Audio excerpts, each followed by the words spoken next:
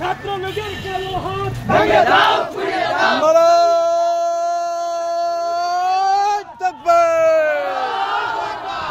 নারায়ে তাকবীর আল্লাহু আকবার জেগেছে রে জেগেছে ছাত্র সমাজ জেগেছে বাহাত্তরের আন্দোলন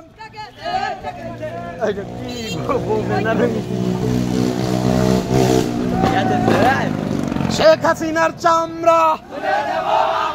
তুলে নেব আমরা যুবলীগের চামড়া সন্ত্রাস লীগের চামড়া